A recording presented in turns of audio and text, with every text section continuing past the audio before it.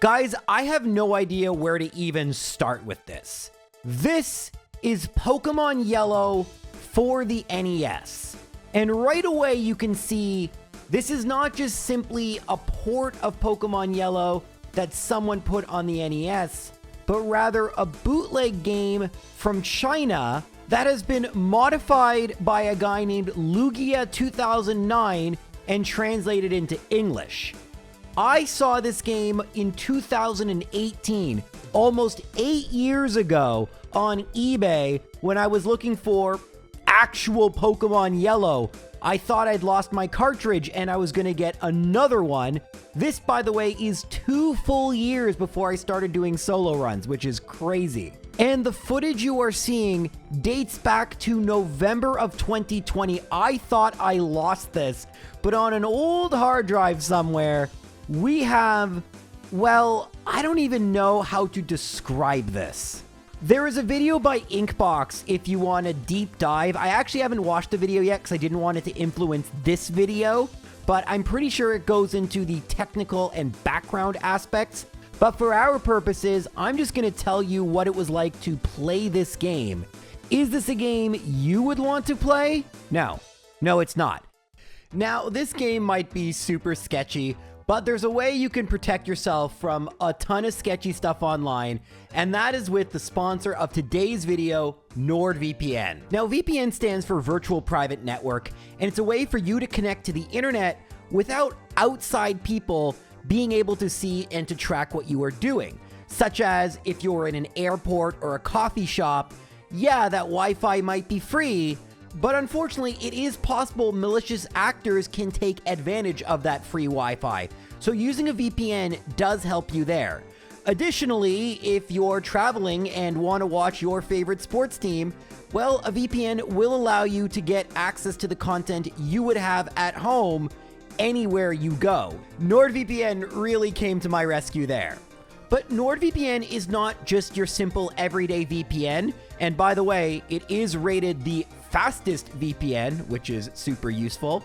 And it can protect you from many different things, such as phishing, scams, fake stores, and it can even protect you from malware and viruses. Well, if you want to protect both your privacy and your computer, well, I got great news. If you go to nordvpn.com/jrez11 or click the link in the description, you will get an exclusive deal on a 24-month plan. But that's not all. You will get an additional 4 months for free, and with their risk-free 30-day money-back guarantee, there's no reason not to try NordVPN. Okay, so I will kind of take you through the game the same way I do most Pokemon games, but let's start by talking about the graphics. The graphics are a mix of what looks to be Gen 3 Pokemon graphics, as well as some either custom graphics or graphics from other games. It actually looks like there's some Gen 2 stuff here. It's kind of interesting, and you'll see this is actually very common on NES games, sort of that screen scrolling stuff at the top. Also, I apologize, this was streamed and there occasionally will be subscriptions and whatnot, but I get rid of them, don't worry. So the first battle I have is with Gary. I don't believe we can name our character. And another thing we can't do is we cannot turn off battle animations. Now, again, this game was originally in Chinese, and this is a hack to translate it into English. And so some of it evidently may in fact be a result of some interesting translation, and thus the text doesn't align properly and whatnot. Also, the sprites are clearly Gen 2 sprites, and look how little experience you get. Yeah, that's something that's going to come up actually quite a bit. It's very hard to gain experience. Now, I wish I could tell you whether this game has EVs and IVs or stat experience, but I will tell you to my knowledge it doesn't.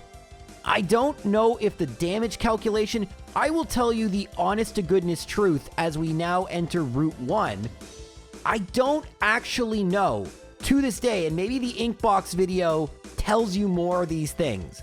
But as far as I knew, playing the game, I didn't know. That video didn't exist. Don't forget, this is 2020. We're way back in the past now. This is ye old Jaros. Also, you can see that when you encounter a wild Pokemon, it's not quite what you're used to. I mean, this is really interesting looking. Like, it's certainly fascinating. I mean, we can tell that was Route 1 and this is Viridian City, but like, it doesn't look like Route 1 or Viridian City. In fact, this looks a little bit more like something out of Gen 3. And weirdly enough, I ventured onto Route 24 just to kind of see what would happen, and I instantly get the Rival 1A battle, which I'm able to beat Spearow, but not Eevee. And looks like when you lose, I just lose money and go back to my house. I'm not sure if you're able to battle Rival 1A before you get the Pokedex. You know, I actually don't know if that's a thing in Red and Blue. I don't think it is. But either way, let's kind of continue on. And there's some weird things that are going to be happening. I wish I could tell you guys all the weird stuff that would happen. And I'm going to try to flag it all. But if I don't show you it because I couldn't find it, I do promise to tell you because I do remember this game. It may be 6 years ago, but you betcha I remember this game. One of the things that you may also notice as we play through is that the movesets have been completely changed. And Pokemon will learn moves that, like Pidgey, for example, gets Peck instead of Tackle or Gust. So we're going to get all sorts of stuff. Anyway, let's get into Viridian Forest, which is in a house. Again, maybe I should upload the entire playthrough. Unfortunately, you'd have to see my commentary, and 2020 J-Rose was much more, I don't know. I wasn't quite as, oh, wow. Actually, do you want to know something interesting? I just noticed when the Pidgey flapped its wings, it alternated between its gold and silver sprites. Like literally gold, silver, gold, silver. That's actually really, yeah, same with Caterpie. That's actually fascinating. I don't think that's what they do in Crystal, but yeah, Viridian Forest, it's funny. It reminds me of Blue Kaizo. It's completely different. I mean, spoiler, that's going to be true of every area, but like it really just looks so different than what you're used to. Well, turns out I should have leveled up a bit because this Caterpie was level 10. Also notice they use the indicators from the Pokemon trading card game, which is really weird for the types. It's super fascinating. But anyway, Pikachu gets good hit a bunch, and yeah, we lose. Great. I'm actually going to skip ahead a little bit. I'm going to catch some Pokemon, and we're going to pick things up for Brock, because again, we really could talk about this game all day. One thing I want to point out that's absolutely hilarious when I capture this Mankey is you're going to see me open its moves, and look at what moves it has. Okay, this is incredible. Just take a look. Its moves are Charm and Growl. For the record, I believe that's taken straight from Togepi, but like, it's insane. But one of the most insane things in this game is this is what Poison Sting looks like. I have zero words. Zero. No words whatsoever. Anyway, this is Pewter City. I'm going to heal up, and then you can kind of explore around the town.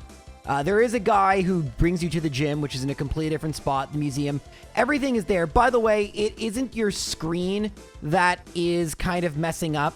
I really apologize. The recording method I used back in the day wasn't great. And so there's this awful sort of, I don't know, like loss of quality effect. But that's on my end. It's part of why I never released this video. But let's chalk it up to inexperience of 6 years ago, J-Rose. Anyway, this is the gym. It looks kind of like the dojos in the trading card game. You can see I've already beaten the trainer. And now let's go and try to defeat Brock. So I lead with Mankey, who still has Charm and Growl. Charm, by the way, is not Charm, it's Tickle, which is not even a move, but it lowers attack and defense. So fun. And then I use my Kakuna. Geodude has Mud Slap, which doesn't lower accuracy. Again, if we spend... Oh, no, it does. But it doesn't seem to actually work. I guess the accuracy system in this game is broken. So my goal here is to poison Geodude in order to knock it out. And finally I do that. And then I'm hoping that Nidoran Male with, I guess, Feint Attack will knock it out because of... I'm going to be honest, I don't know. Interestingly enough, Brock's second Pokemon is Zubat. So I do believe this was a change made by Lugia 2009. I believe this was to keep it more in line with the anime where Brock has a Zubat You can also see that confusion is actually listed as a status effect in this game, unlike in the traditional Pokemon games. Similarly, Brock has a Vulpix, just like he does in the anime, and although Pikachu can't handle it, feint attacking Nidoran at level 5 does great damage. Unfortunately, it wasn't enough, and you'll notice I'm not saving and resetting. As far as I know, there is no way to soft reset the way there is in the real Pokemon games, so it's just easier for me to just lose and keep the experience points. Now, I know normally in my videos, I focus on the battles and how I win, but I'm telling you guys, in this case, I really was just pressing buttons and seeing what happened, because I kind of thought this game was wild. So I may use items later. I don't remember if I do, but yeah, I'm just kind of curious to see. I have no interest in playing this as a challenge or anything. It was just bizarre. Now, effectiveness seems to work normally, but leveling up doesn't seem to actually make as much of a difference. Again, I have no idea how any of this is actually working. If you've been paying attention, you've seen confusion works kind of how it's supposed to. Paralysis seems to work how it's supposed to. It was just Mud Slap and accuracy that seemed to be completely broken. Also in this game, you can double status. Not that it actually does anything, but if something is already statused, you can status it again. Now, this time I make it to Onyx, and you might be like, oh, you're gonna lose. But no, we're not, because since accuracy is broken and Mud Slap is weak, and Onyx also has feint attack, we're actually able to beat Onyx with Weedle and Poison Sting. Well, I mean, Weedle's gonna faint, but our Charm Mankey was able to tank it out. I mean, it took a while, so we're gonna have to, like, speed this up. But with just 2 HP remaining, our Mankey doesn't even level up, and we're rewarded with TM35 Harden. Fantastic. All right, now this is Route 3. One thing you may notice is that even though there is scrolling in this game, actually also the way trainers see you is weird. Look how that trainer sees you, right? Like, he's facing right, but anywhere, like, it's just basically anywhere you walk near him, you engage in a battle. And I'm still using the same team that I used to defeat Brock. Leveling up is incredibly slow, but it doesn't seem to matter. We seem to be doing just fine, which is good, but strange. And I don't really... Oh, well, actually, we lost to this Beedrill. Again, I really don't understand how any of this works. One thing I decided to do to be a little smarter is to catch a Spearow, because Spearow's peck seemed to do... I mean, it's super effective, but it seems to be really doing a lot of damage. Again, obviously, duh, that's how it's supposed to work, but nothing about this works the way I think it should. I mean, look how long it takes to level up. Like, it's insane. Also, Spearow learned Smokescreen in this game, which is fascinating. But anyway, yeah, it seems like using super effective Pokemon is kind of the play. And like in kind of Kaizo Blue, there's just a lot of trainers to fight in every route. So the routes kind of feel a lot more linear than they're supposed to. It's a weird experience, to be honest with you. And it's not entirely fun traversing, going back to the Pokemon Center. I mean, it feels Pokemon-y, but it's not exactly what I consider great. Anyway, after I finished all that, I buy my Magikarp, because of course I do. And this is Mount Moon. So Mount Moon is... I mean, it kind of reminds me... it's funny how Kaizo Blue in this game, they remind me of each other. You can see I'm trying to swap train Magikarp to get it to become a Gyarados. But it's so annoying having to go back to the center. Also, I should note that at this point, I'm playing this on the Retron 5. So I do have speed up here, because if not, I would go crazy. Also, catching Pokemon is interesting. I don't think I've shown that off yet, but I'll show you a successful catch soon. Now, I want you guys to understand, I am using speed up and playing casually. It took me 20 minutes to get through Mount Moon. There are just a ton of encounters. As far as I'm aware, there are no repels. And you can see I've leveled up Mankey a ton. And this actually helps because Mankey has really good attack, but it's just really tedious to get through the cave. I mean, I know that's how it is in normal Pokemon, and you can see how many trainers there are. I constantly have to go back to the center. It's really frustrating, but at the end, we actually get a Team Rocket battle. Well, in a second. They actually are just going to pop up out of nowhere. And their sprites look kind of good, Jesse and James. And they have what you'd expect, Ekans and Coughing and Meowth.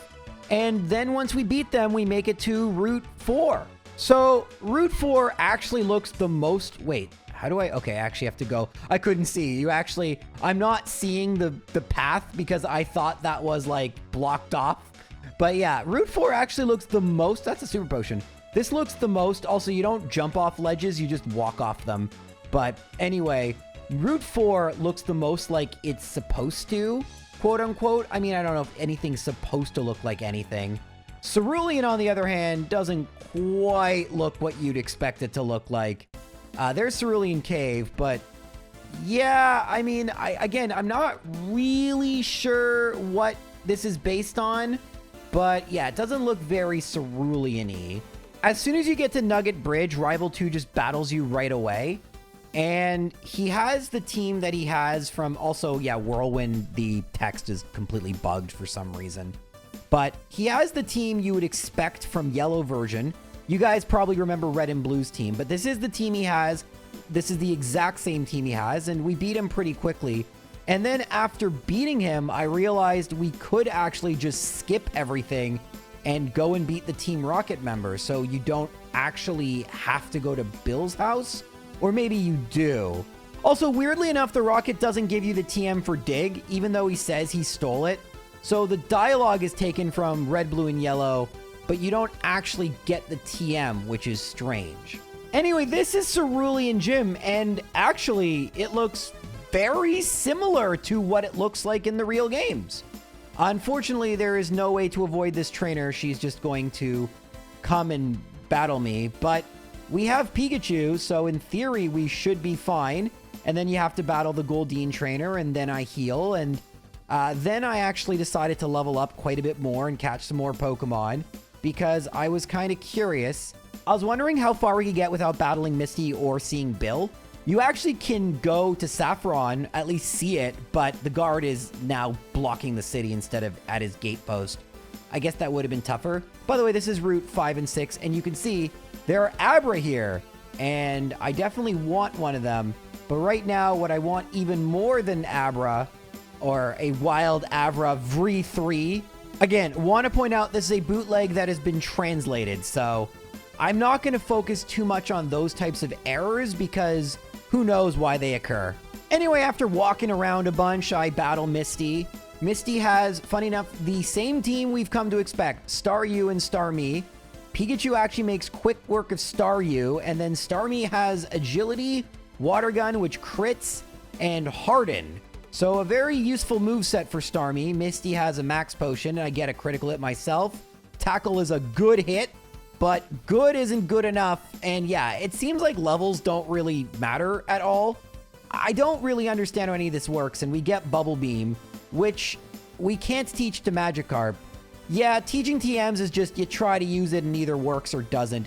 There's no Bulbapedia for Pokemon Yellow for NES. Maybe at this point there is someone who knows all this stuff, but yeah, I'm sure as heck not one of them. I just tried things and occasionally they'd work and sometimes they didn't. You can see actually I do have an Abra, so I'm gonna use that. And at this point I decided just to do Nugget Bridge anyway because I figured the game wouldn't let me progress and I wanted to show off the whole game anyway. One thing I said, sorry I couldn't find the footage, guys. It was in the Mount Moon section. When you beat Pokemon, they have a very slim chance of dropping a TM, including Ancient Power.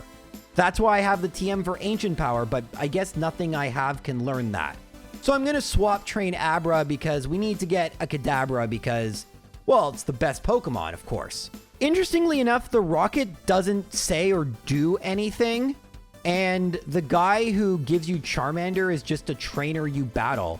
These are like some strange changes that, I mean, I guess work, but yeah, you actually get Charmander from this trainer right over here. It's close to where you get it in Yellow version, but not exactly right. By the way, you actually can talk to the Rocket, and then he'll battle you.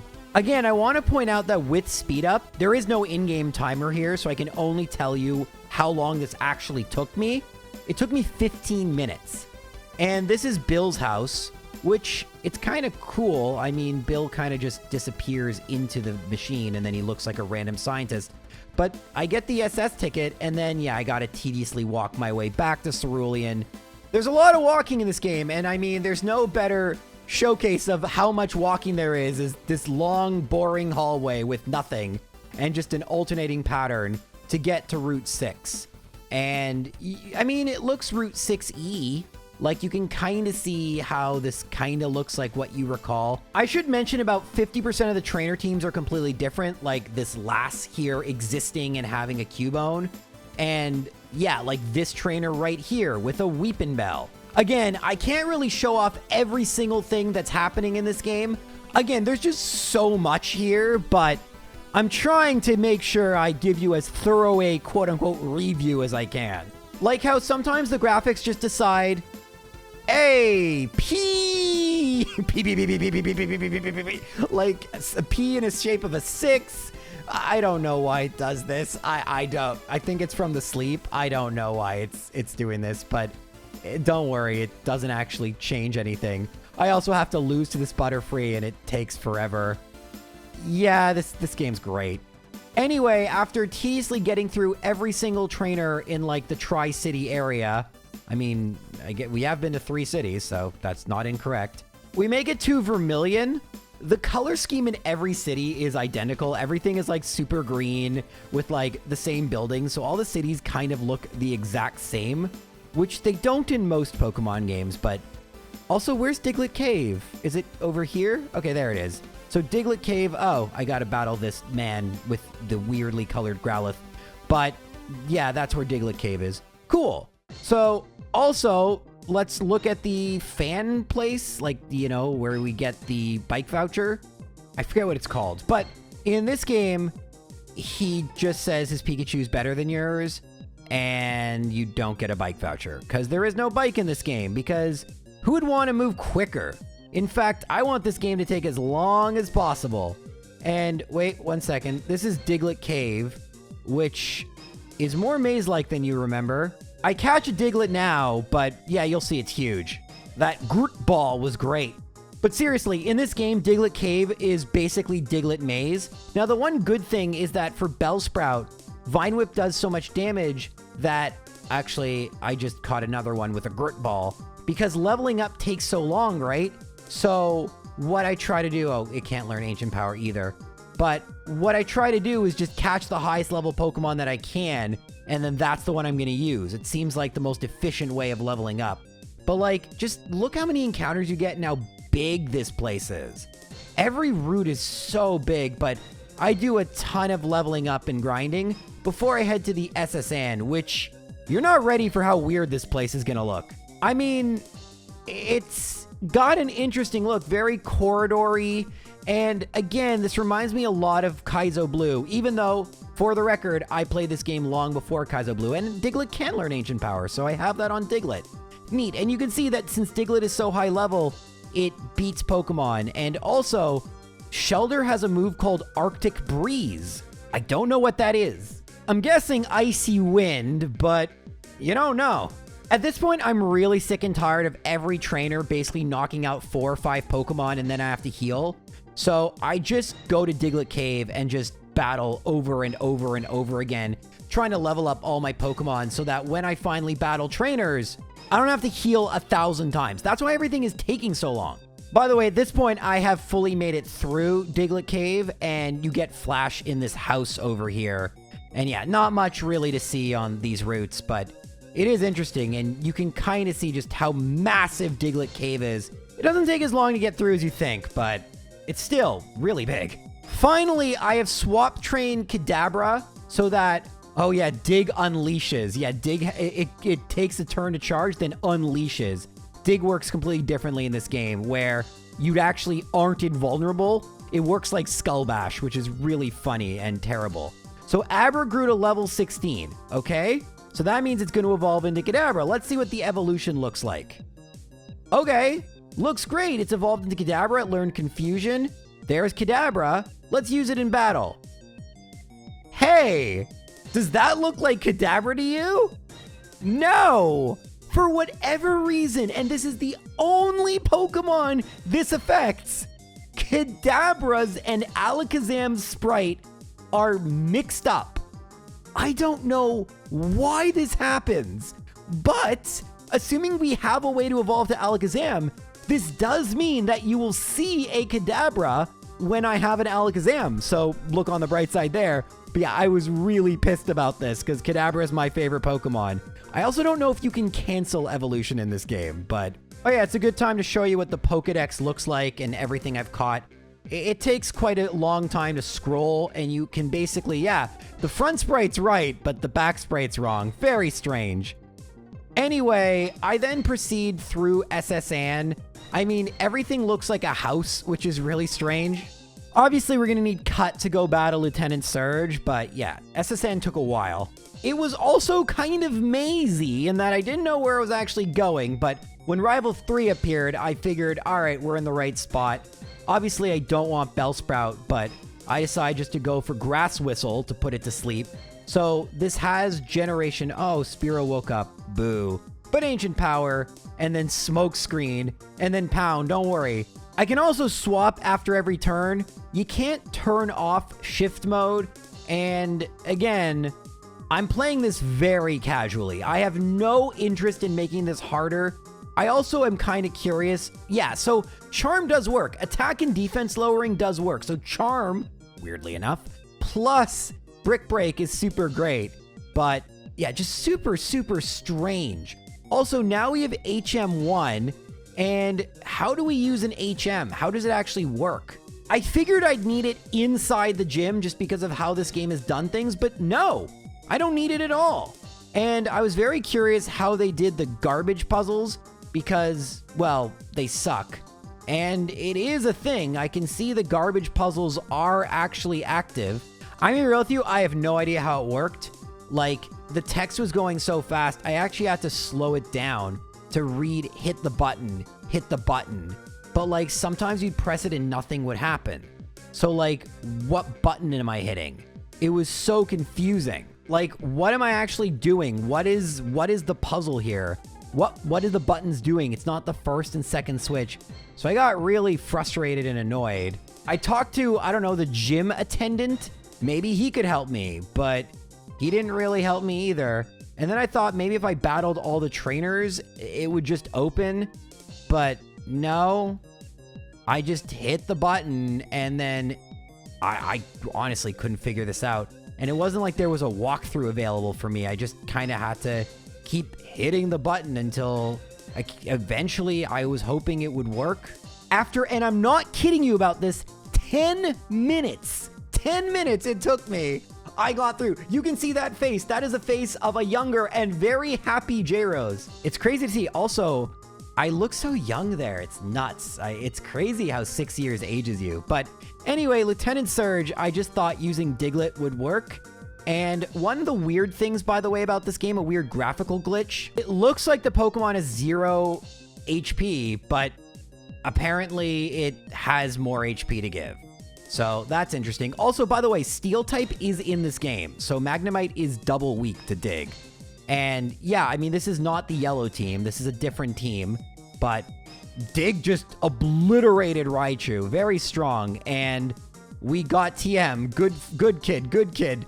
And it looks like we did get Thunderbolt, which is super great. And we can give to none of our Pokemon. So yeah, we'll hold on to that. I promise you there's going to be payoff for me saying this. But this was not the worst, but I'd spent about 3 hours, I made it to Lieutenant Surge, and the next day I decided to come back and play some more Yellow for NES. Now, although you didn't need Cut to face Lieutenant Surge, you still do need it to get to Rock Tunnel, and you can just press A. Now, this route, again, looks similar-ish to what we're used to. The thing I really noticed that's very noticeable in these overworlds is that they use the same assets and palettes over and over, which basically makes every route look exactly the same. There is more detail than what we get on Game Boy. Like, you can see grass and mountains and rocks, and everything looks like a thing. That said, it all looks like the same thing. Something I noticed on Route 11 is that this little ladder to the water, I'm guessing that when we get surf, this is where we're going to be able to surf from, that the game won't let us surf from just anywhere. There's going to be designated surf spots. You can see I can't get right to the edge of the shore, that there's like an invisible force blocking me. So that's interesting. Now, I'm not sure if it's because I already have Flash, but Flash doesn't need to activate in Rock Tunnel. It just automatically activates on its own, which is pretty good. Now, and I feel bad, I'm pretty sure Sean is editing this. It's very hard. Also, you can see I got some stones from beating wild Pokemon. It's hard to show off the areas because there's so many trainers and wild Pokemon that you can kind of get like a glimpse of what we're dealing with here. And there are way more mandatory trainers than in typical red, blue, and yellow. I mean, I've said this a couple times, but just to kind of put a finer point on it, this is a lot like Kaizo Blue, where the trainers just come in waves. And this hack, I don't think is intended to be difficult, and it's not nearly as difficult as Kaizo Blue, but it's the same feeling of this long, tedious back and forth to the center because I'm constantly being battered down by these trainers with a weird battle system and broken move pools.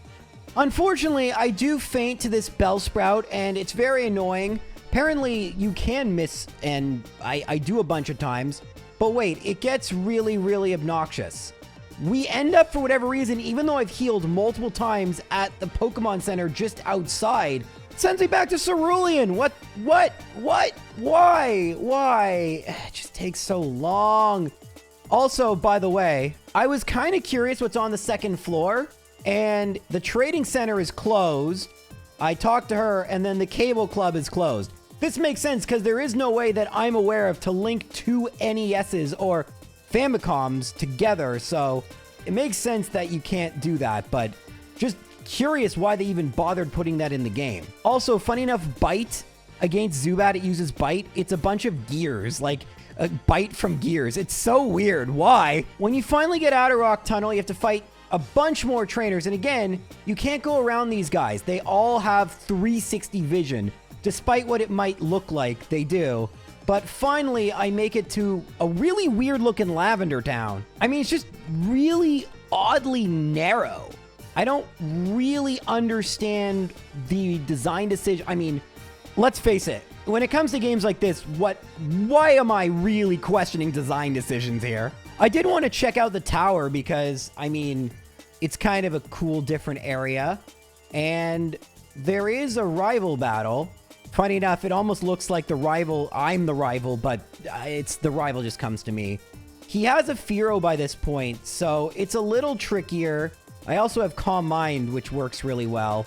This is the same sort of team you would face in yellow version, and you can see eventually I have Weepinbell, and I defeat his team pretty easily. Now, interestingly enough, even though most of this game has been long and drawn out, the Pokemon Tower seems to be just one floor, because I keep getting Ghost, get out, get out. So it seems to me that the Sylph Scope will just activate in that one spot.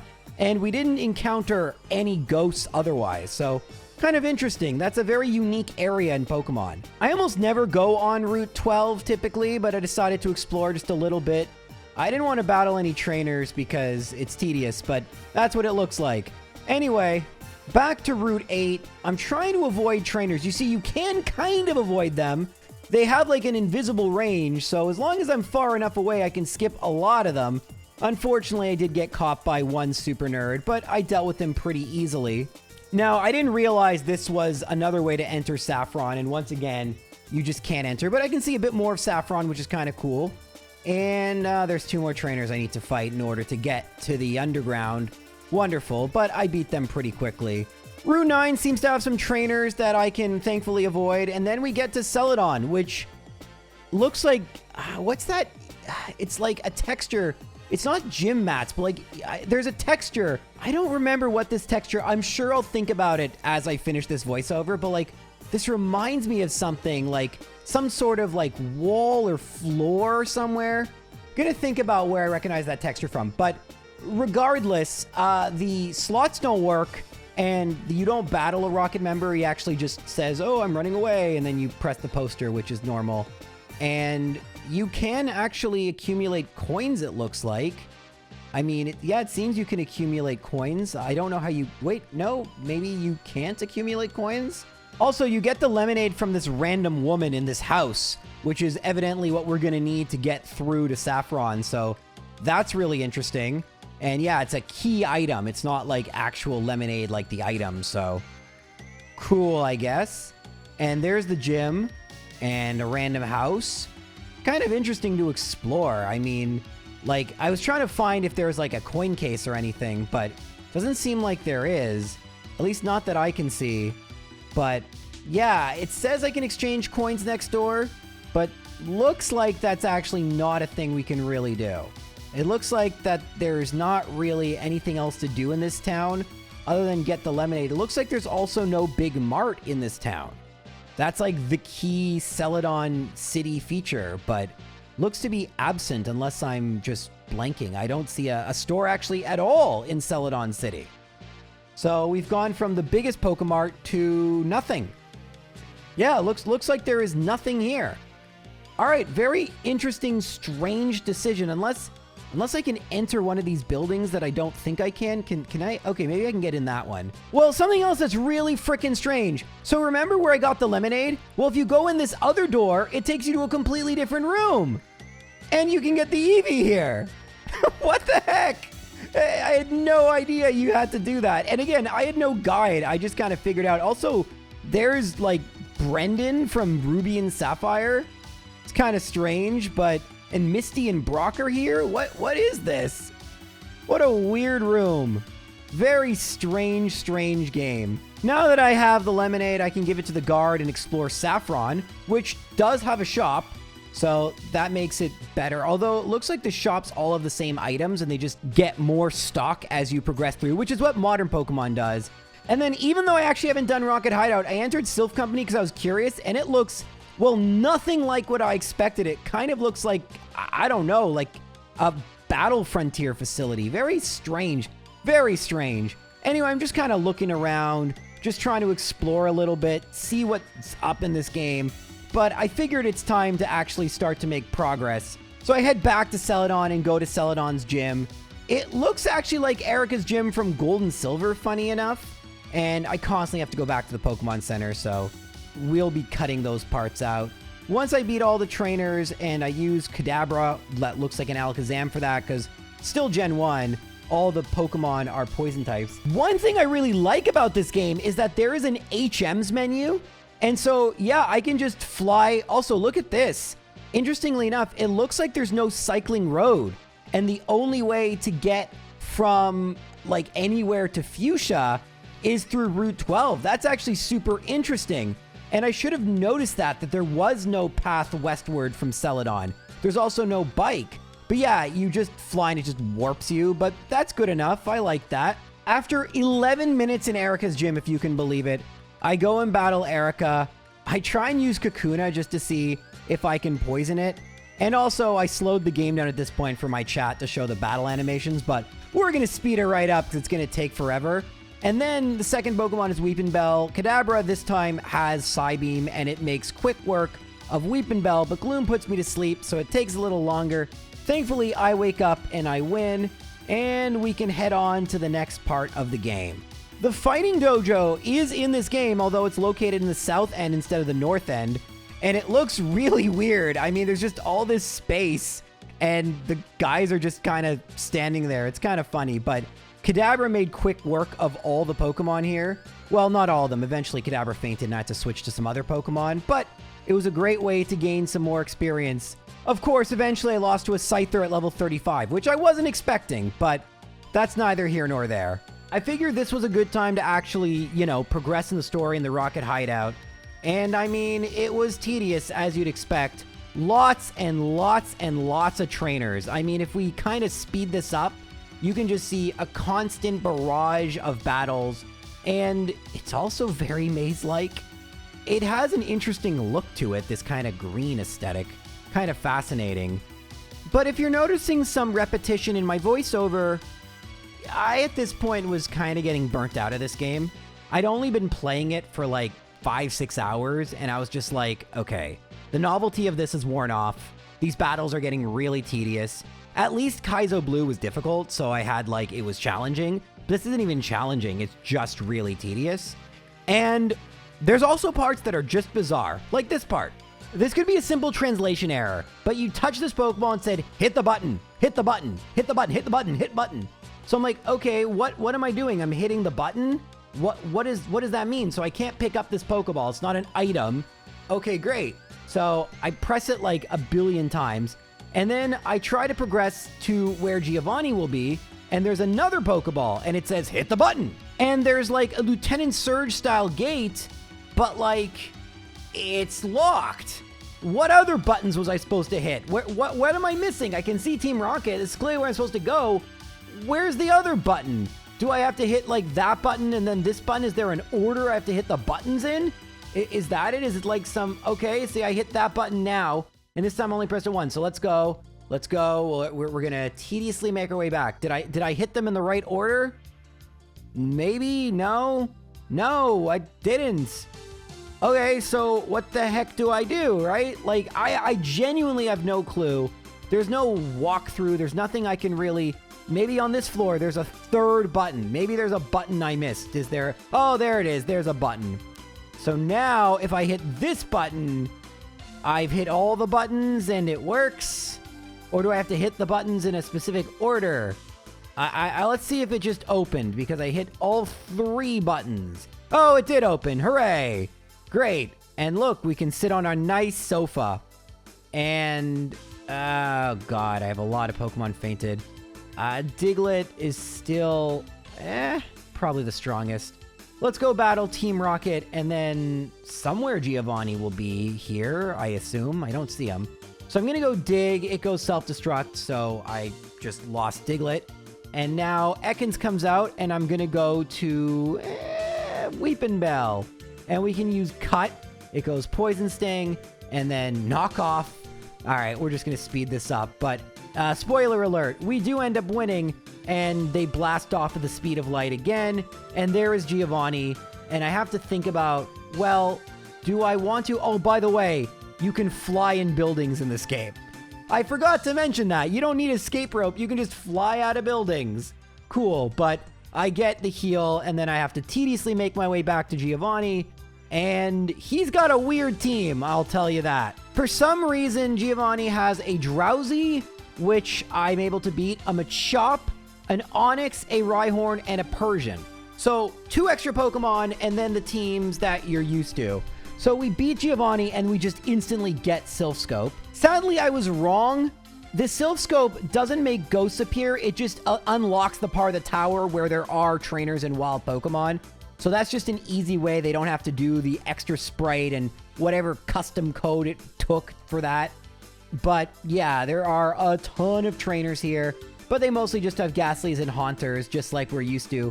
And there is a healing spot, which looks wild. I mean, it looks absolutely ridiculous, but it does, in fact, as far as I'm aware, work.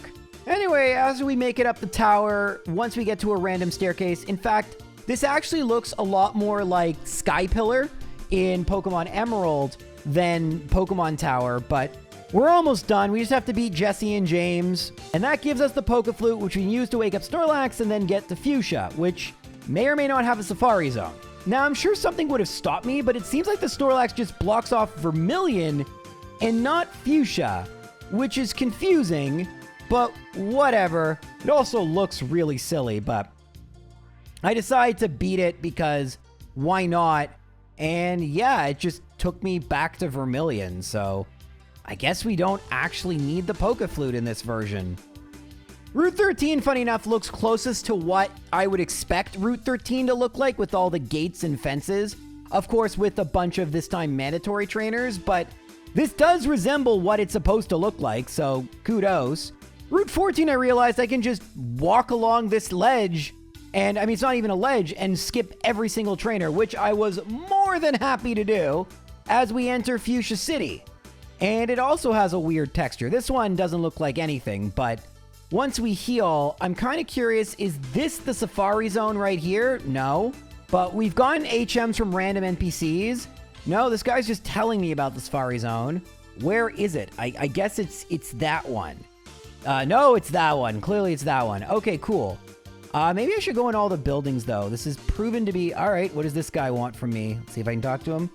Okay, so this guy is the guy who's going to give me strength. Okay, wait, how do I get to Safari Zone? It's very... How do I navigate? Wow, this city is much... Okay, I see what I do now. And do the shops have more stuff? Yeah, actually, maybe they... Oh, I have revives now. But again, this will help me in that I don't have to go back to the centers so much. But you can see I don't have a ton of money. And I don't have a ton of stuff to sell, so...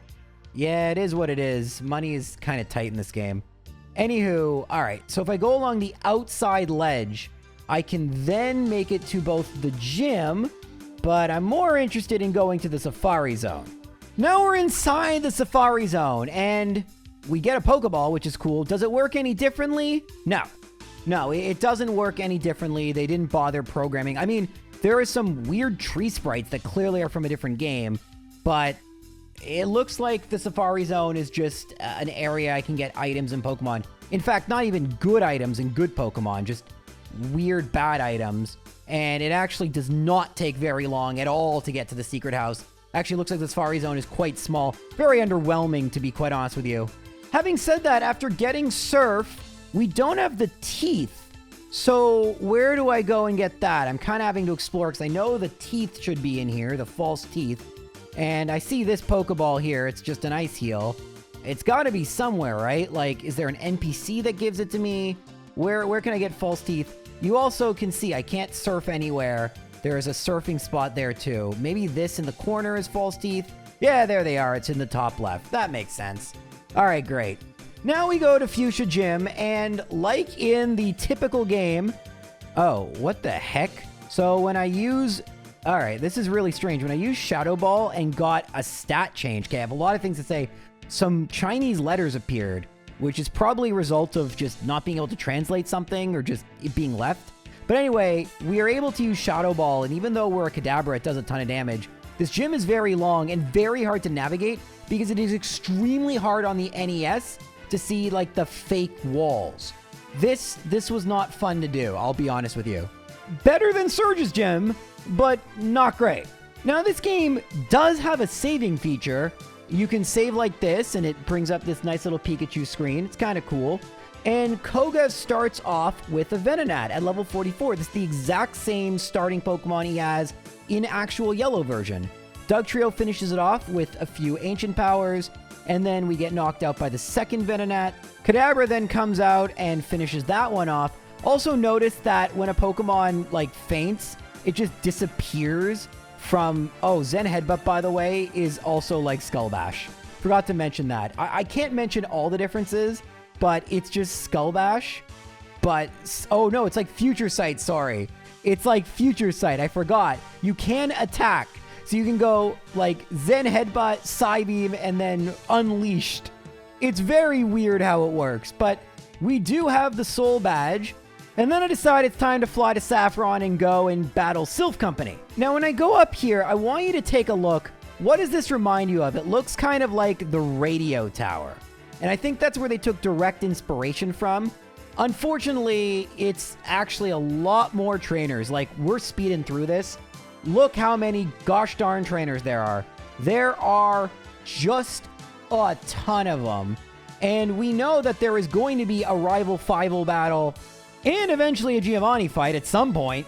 Once again, the rival battle is a complete surprise. He just walks up to you on the right floor. Of course, if I played this game before, I'd know this.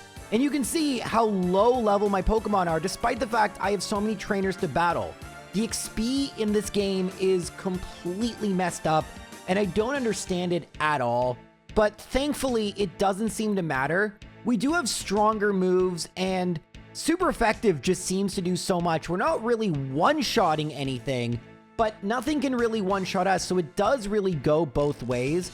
Jolteon I was the most nervous about, but thankfully, it looks like the AI just randomly uses moves. So when Jolteon uses a fighting move, Revenge, which God knows how it actually works in this game, I was able to win. And then there's some more random trainer battles I actually have to do before I go and battle Team Rocket and then Giovanni, because if you remember, Team Rocket is right before Giovanni in Sylph in yellow. Like Rival Fivel, and it's the next floor. Team Rocket just says, oh yeah, we're battling you right now. Time to go and deal with that. They don't actually say that, but One neat thing about this game, I don't know if there are any Pokemon games that do this. I'm trying to think about it, but you can evolve in the middle of a battle, kind of like in the anime. Mankey got to level 28, so before the battle is over, we get a Primeape, which was useful because it's super effective against Meowth. And then we can go and talk to Giovanni and battle him. He wasn't too difficult and used pretty much the exact same team. Well, kind of a mishmash of his two teams from Yellow, but that's okay. After you beat Giovanni, like everything in this game, you just automatically get the item, in this case, the Master Ball, and that's pretty cool. I have to still get Strength, and again, we can just fly straight out and go right back to the Pokemon Center, which is good. I like that. After finishing up the fighting dojo, we get to Sabrina's gym, and Sabrina's gym is annoying. Now, we do have Shadow Ball, which I think is a physical move. Not that I understand how the physical special split works at all, but you instantly go to a warp pad and a trainer battles you. This actually looks less maze-like than normal, but still kind of maze-like. Alakazam, or Kadabra, because it is a Kadabra, deals with everything pretty well, until finally I get to Sabrina. I'm hoping my Alakazabra is able to deal with it. The first Pokemon is a level 50 Abra. This is the exact same team as Yellow, and it just goes for Teleport, which does nothing. And Shadow Ball, I'm going to go for Calm Mind. Let's see if that actually works. It says Attack and Speed, so it's basically Dragon Dance, but notice that it didn't do any more damage, which means that Shadow Ball is a special move, so maybe moves do have physical special split. I have no idea, guys. Anyway, Kadabra, I don't know how any of this works. I just two-shot it with Shadow Ball. And then Alakazam, I mean, it's going for Teleport. I don't understand. Anyway, Kadabra levels up to level 36. I thought maybe at level 36, I would get Alakazam, but no. And again, you can just see how little experience points I get from each battle. That's why I'm so underleveled. Not that it's really mattering, to be honest with you. Anyway, we're back in Pallet Town, and here is the surfing spot. And I think I do have to go to the HM menu. And, oh, actually, can I just teach surf to anyone? No, I think I have to go to HMs and then just use it. There we go. And then I just swim. I just swim. Cool. It works for me. So, yeah, there's some swimmers here. We can just skip that battle right now, and you can see the routes. I forget what route number this is. It actually looks kind of good, the swimming routes, honestly. It looks better than the typical game looks, but yeah, none of the Pokemon here are very hard. Again, tons of mandatory trainers, but it's not a big route, and then we get to Cinnabar. So, like in the original games, you have to go to the Pokemon Mansion before you can go to the gym. In this case, I actually go to the lab accidentally first, and then we get to the Pokemon Mansion, which, this may shock you, is kind of maze-like. Actually, this looks like a more typical RPG maze with kind of like the super top-down perspective. You don't really see this often in Pokemon, but there are times we've seen this. Now, yes, it's long and tedious, lots of trainers, but something really interesting happens. So before I get to whatever this item is, I face a Ditto, and I intentionally go for Growl because I wanted to use Transform, and nothing happens. I guess Transform just doesn't work. Too difficult to program. It just keeps going for question mark, question mark, question mark, and then nothing happens. And then I don't know what I grabbed because I hit the thing too quickly, and it looks like I don't have the secret key. So I got to keep going. Rare candy. I got a rare candy. All right.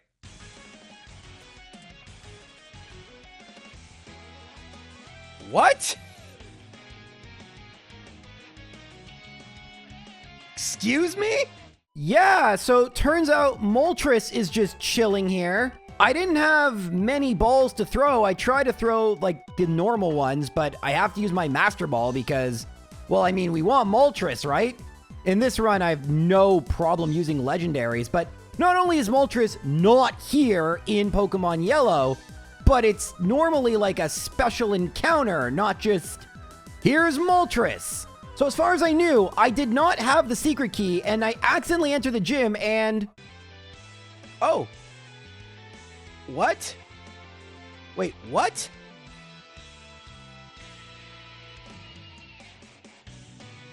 What?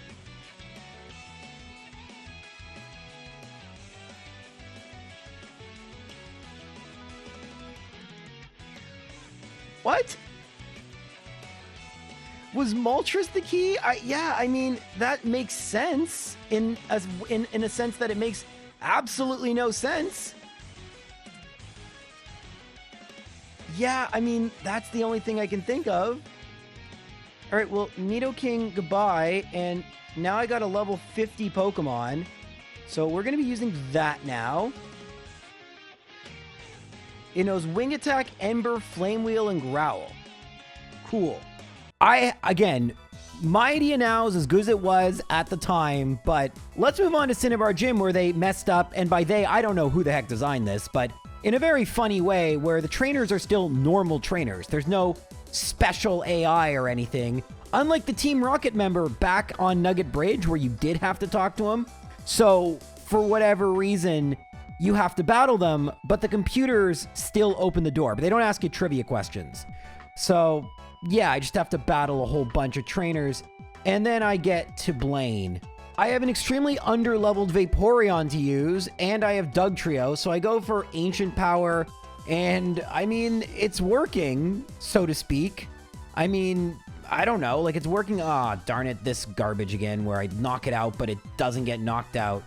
I can use Moltres as well, because it resists, but yeah, it was really tough. I end up actually having to go and use a ton of different Pokemon, and thanks to Moltres, I am able to get to Arcanine and then swap in my level 30 Vaporeon and knock it out. Truly wonderful game. Now, before going and battling the final gym, I wanted to go and see the Seafoam Islands, so I surf up the route. There are tons of trainers to battle, but in theory, leveling up could be good. And it actually isn't a huge surf to Seafoam. I mean, there are a few trainers, but this is the only way you can access them, and looks cool. Really cool environment. At least the outside. The inside looks more like... Actually, it looks like an icy cave, which is good for Articuno. And we see our first instance of the boulder, and thankfully, I don't have to use the HM, just having it. Oh, you can actually block the ladder. That's pretty funny. But it allows me to move it. Now, I don't think we're going to be getting... I don't know what we're going to be getting. It looks like there is a strength puzzle. I don't know if this actually does anything. I mean, I knew at the time, but obviously I don't remember. But yeah, I'm going to go and try and catch Articuno because that's another level 50 Pokemon. So, slowly but surely, I do the puzzles and battle a bunch of Pokemon. As far as I can tell, pushing the boulder into the holes does nothing. There's no purpose to it. But we do encounter Articuno, and I try to weaken it and throw Ultra Balls, and I did save, but thankfully we didn't need to. I was able to catch it on my 8th or so Ultra Ball, and now we have a level 50 Moltres and a level 50 Articuno. Alright, so now we've entered Viridian Gym, and I don't know how exactly to describe the looks of this thing. I mean, it's like a gray room that kind of has a bit of a pseudo-maze design. I don't really know how else to describe it, but we make it to Giovanni, and I start the final gym battle with a very under-leveled Vaporeon. Also, I should note, Giovanni's sprite is just the executive from Gold and Silver, so it's not like a special Giovanni sprite. Again, all this stuff is probably taken from other games. Anyway, I just use Surf with Vaporeon for as long as I can, and that gets me to Nidoking. Once there, I can then use Kadabra to try and knock out Nidoking, and you can see once again, relying on that Zen Headbutt strategy. Oh no, it used Guillotine! Oh, a one-hit KO move! Oh well, Icy Wind Articuno does nothing. Okay, well that sucks. Guess it's not super effective, or I don't know how this works. Anyway, I do actually knock it out, and then I knock out Onix, and then I swap into extremely under-leveled Primeape and defeat Persian, which was almost twice my level, because this game is fantastic. I make 2,000 Pokédollars, which is an absurdly low amount for this point in the game, and I'm gonna be real, I saved the game here and put it away for a while. How long did I put it away for? 2 years. And hilariously enough, that original footage I actually had. It was this which I thought I had lost. And funny enough, it's the 2022 footage, or was it 2021? But regardless, this is what I thought I'd lost. And you can see me looking through my Pokemon again because I hadn't touched this game in forever. This was supposed to be out for the original month of Gyros back in 2022, if I recall correctly. But yeah, somehow I thought the footage was lost. Unfortunately, what I did salvage is a bit lower in quality, which sucks, but apologies to Sean. It may look not quite as nice as you're used to, but it exists, and thus I can make this video and finish the game. And oh boy, does this game have quite a finish. First off, Team Rocket stops you as you try to exit the gym and battles you. Now, if you remember, Giovanni did quite a number on me, and so I wasn't quite ready for this battle, but thankfully, Crush Claw, Primeape, and then Alakazam and Dugtrio weaken Arbok, but unfortunately there is a heal in there. And then Articuno tries to finish it off, but we lose, and I decide to just battle Team Rocket again because I don't want the game to like soft lock or whatever. And it was a difficult battle. It was not easy, but I managed with my team. So you can see I'm not actually using Moltres, just Articuno, but a win's a win. And now we're headed to Victory Road. I'm pretty sure something would stop me if I tried to do this without getting the gym badges, but Lord knows what would. And yeah, here's Victory Road. Victory Road kind of reminds me a bit of, I don't even know, looks a little bit like Diamond and Pearl's Victory Road. And of course, just so you guys remember, no repels, no way to get, what is going on here? Okay, this place is going to be, look, there's like Brendan's. All right, this place is looking interesting. But yeah, looks like there's going to be a gauntlet of trainers, lots of wild Pokemon. Looks like it's going to be super duper duper fun. It's been 15 minutes. I've made through a lot of Victory Road. I'm not enjoying it. I just want this game to be over at this point. And what? Wait, what? What? Oh, hi, Entei. What?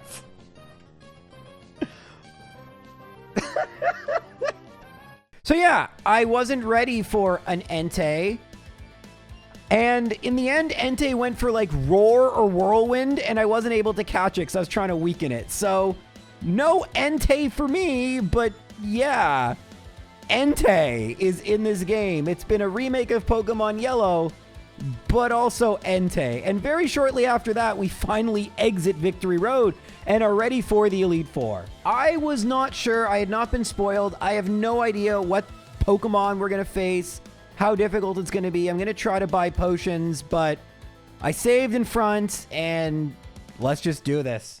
Laurelie's room actually looks like an ice trainer's room, so that's nice. And she leads with Dugong. Okay, that's actually quite recognizable. I have Psychic. It goes for Growl. I use Psychic. It uses Arctic Breeze, which is definitely not Icy Wind. Cloyster is next, and I just keep Kadabra in and go for Psychic. With Hearts, it goes for Arctic Breeze, and it gets a crit, and I faint. I decide to go for Dugtrio, and then go Ancient Power. It misses with Supersonic. Ancient Power does a lot. Max Potion, Ancient Power, Clamp knocks me out. I mean, unsurprising. I'm like half its level. Supersonic on Weepinbell.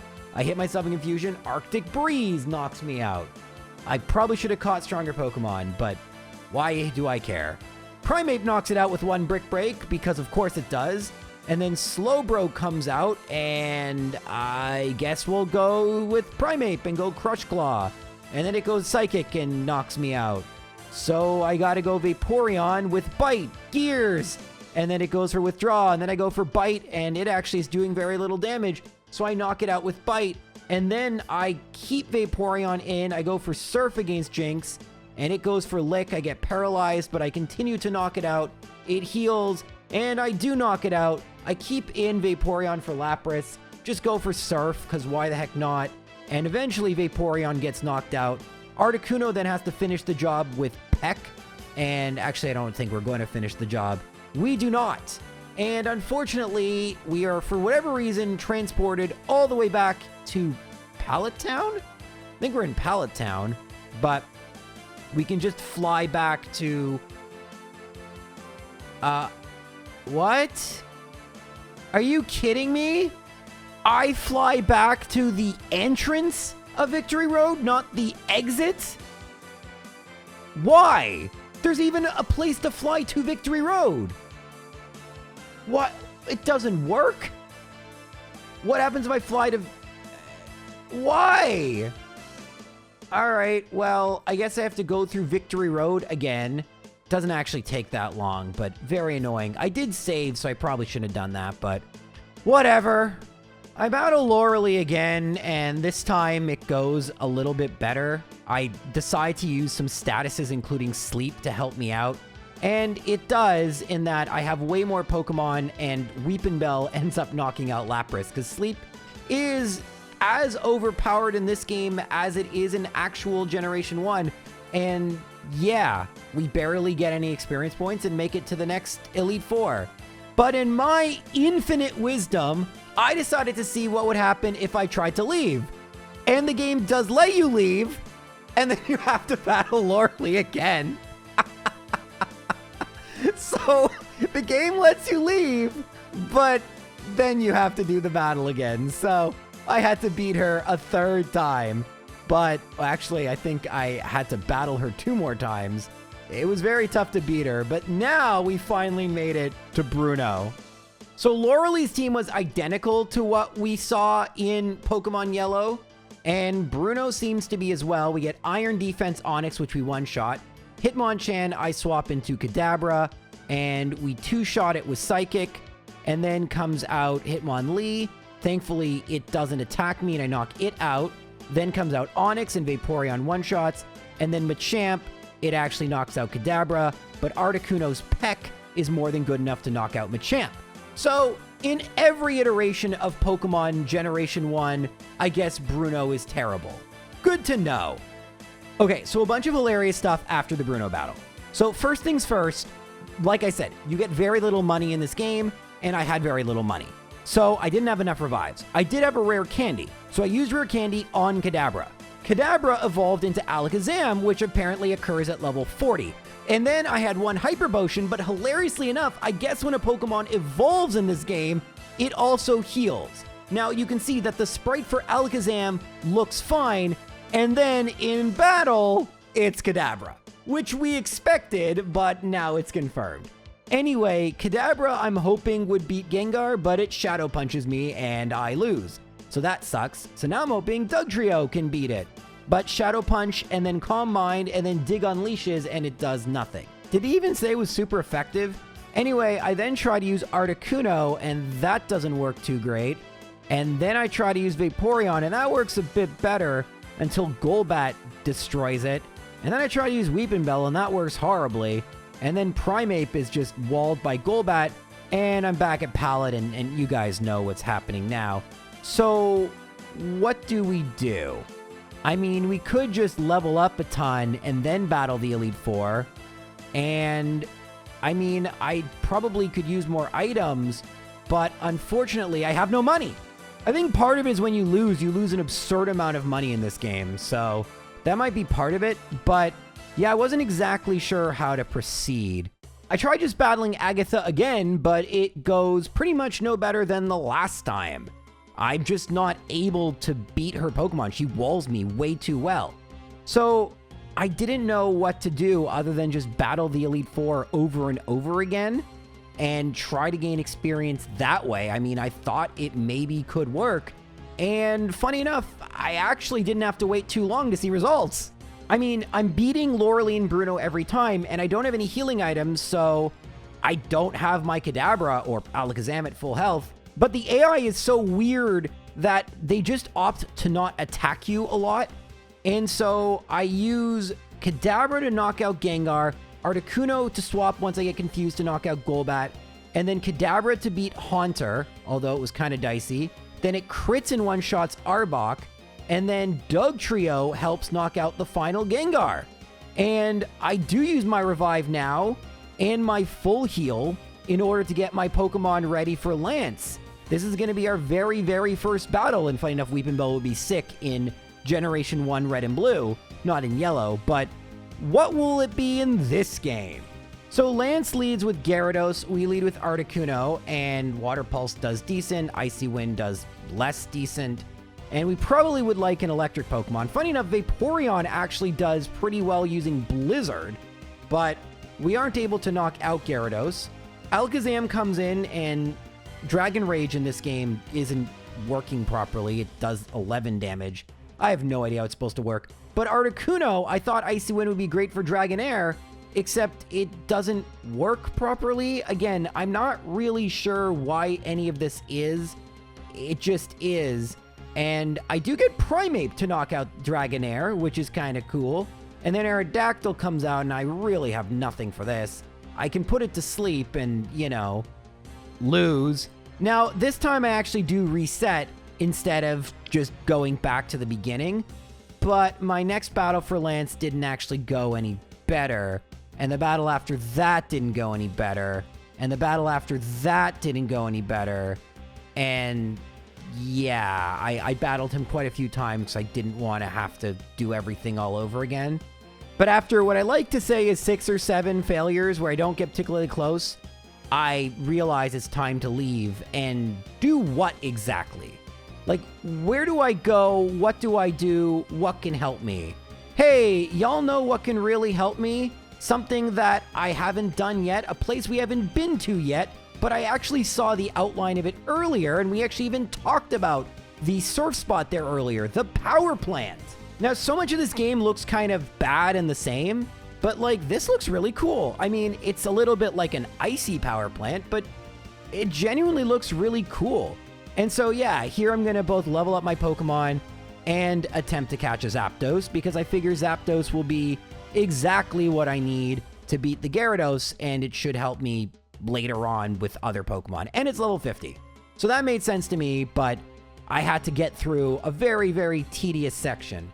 Anyway, after I get through and I get to the very middle, I guess, of the power plant, it took 6 minutes with using speed up on the Retron. So I battle Zapdos. I don't have a lot of Pokeballs, so I'm going to try to weaken it and catch it. But if I fail, I can just reset and try again. And I do have to do that a few times. But in the end, because I don't actually have a lot, I have 1 Ultra Ball and 1 Great Ball. So, you know, unfortunately, it wasn't great odds to do this. And you know what? Once again, let me play you the live reaction before I tell you exactly how long this took. And someone translated it to English for reasons I cannot even begin to fathom. Yeah! Oh, we did it! Oh my god, what the was that? Yeah, it took 43 minutes. I actually even went back to the Elite Four to get a little bit more money to get a few more Ultra Balls. So I actually had to come back into the power plant. But 43 real human minutes. Sure, 10 of those were going back to Elite Four, getting the money, etc. But like half an hour of catching this thing. Oh my god. I can't believe I wasted my Master Ball. But alright, now we have the legendary birds. I think I'm going to use all of them. We have Vaporeon, which seems to be really good. And can we, with all that, beat the Elite Four? Well, oh, by the way, if you were wondering, the music in this game is kind of awful. Let me play you a little bit of it. This is the Elite Four, and I actually comment on it, which is funny. It's the same exact music.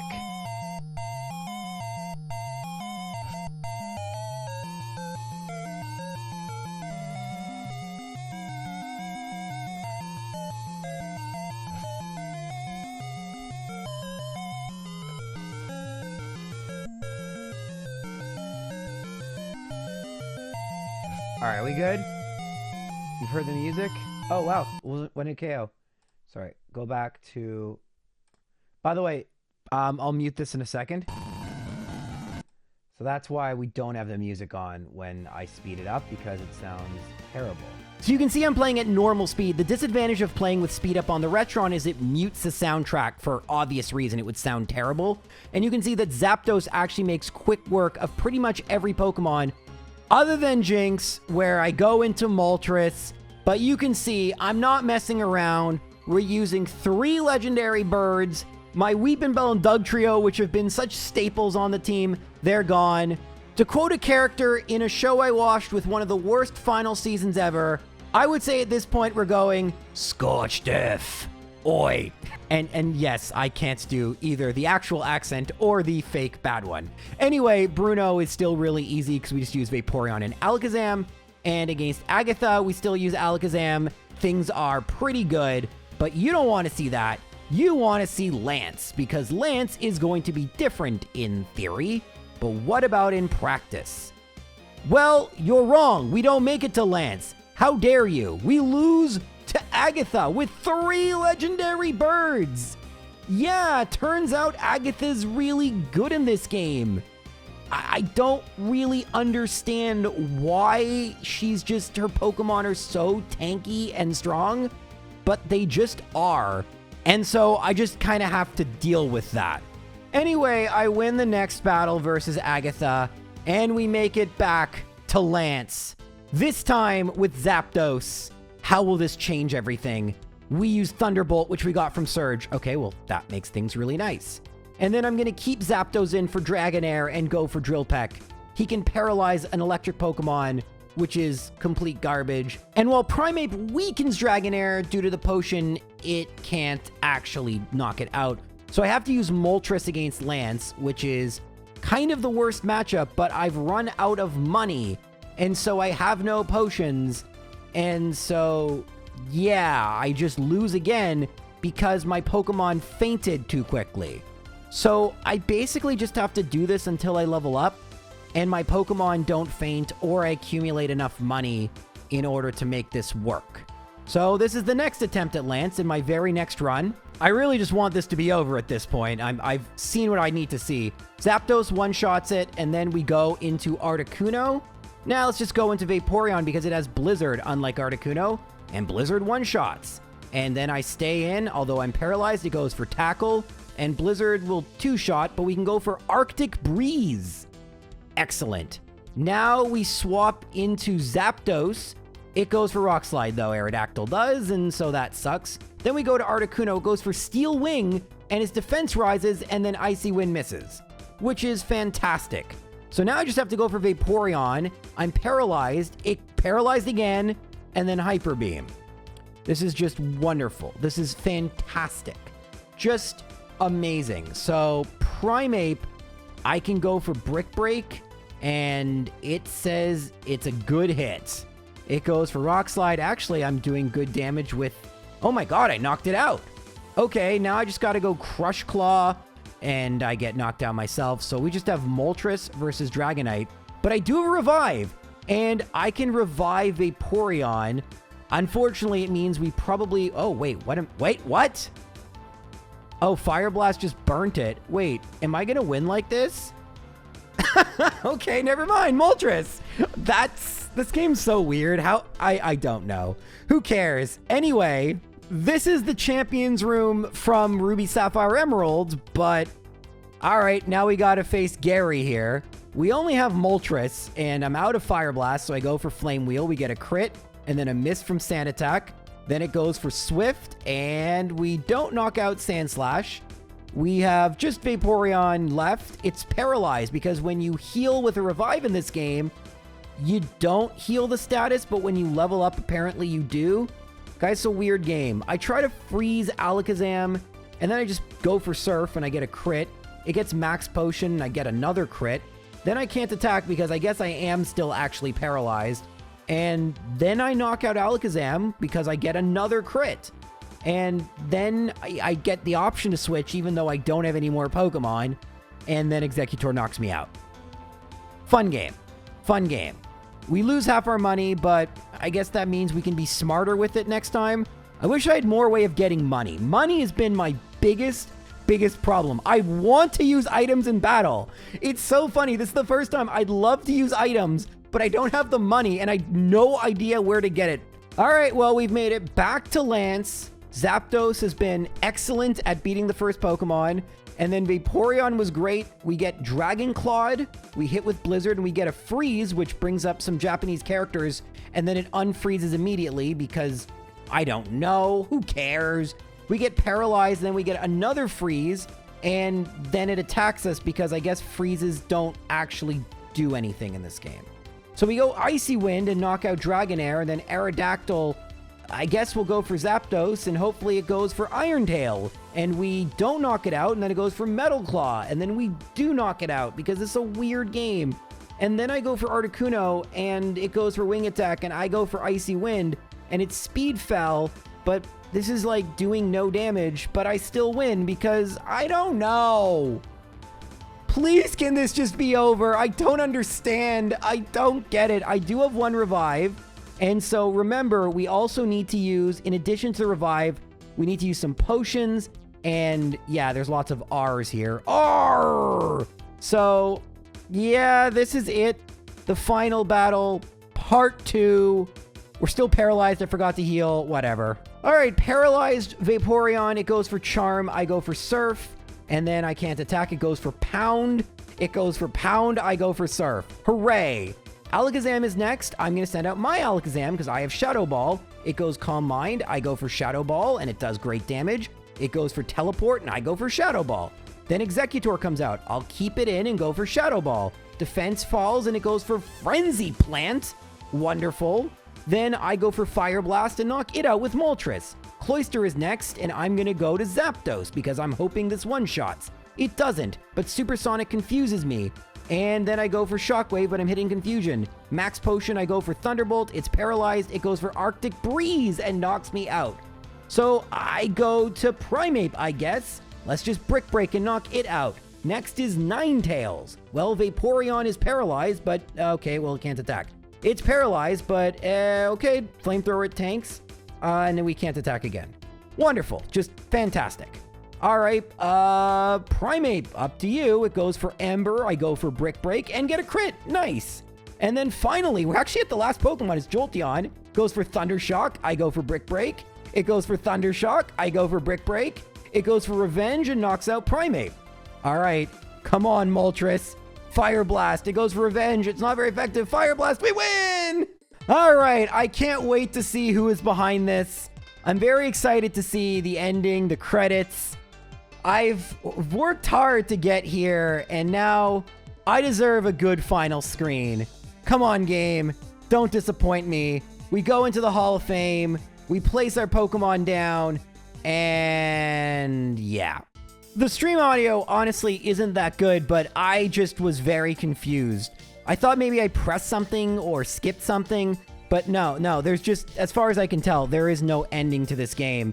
I mean, Lauralee apparently said she was going to Cerulean Cave or something, so I decided to go to Cerulean Cave and go and find Mewtwo. I mean, makes sense, right? It's like the only other thing there is to do in this game. And so I head to Cerulean Cave, and it takes a while because, you know, this game loves its encounters, and there is no repel, but the Mewtwo sprite looks really good. And here it is. The final battle. Are we going to get credits after this? It's level 70. I have Alakazam, and you can tell I'm going at normal speed, so we could hear the same music, the same track that plays during every battle. And I defeat Mewtwo. And nothing happens.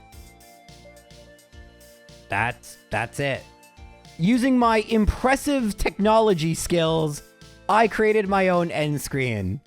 Looks amazing. But yeah, that's Pokemon Yellow for the NES. I have learned later on there is a secret battle and a way to get Mew, but there is no final screen, and who cares? At the end of the day, we completed most of the content, and what do I think? I mean, I'm just fascinated by the existence of this, you know what I mean? Like, this took actual effort to make. This is not a ROM hack, right? Like, yes, it uses assets from other games, but like, someone had to assemble those assets, all the cities and layouts and trainers, and I mean, okay, so technically what we played was a hack of an original game, and apparently things were changed, but like, it's just, it is what it is. Did I enjoy Pokemon Yellow for the NES? No. Would I recommend you try out Pokemon Yellow for the NES in order to gain your own opinion? No. Don't bother, it's bad. But it's interesting. And thanks to me losing my Pokemon cartridge of Yellow for about a day, because I did find it, I got to experience this, And thanks to my obsessively backing up absolutely everything I do, although it took a long time to find, I did finally make this video. Thank you guys so much for watching. I'll see you all very soon. Take care.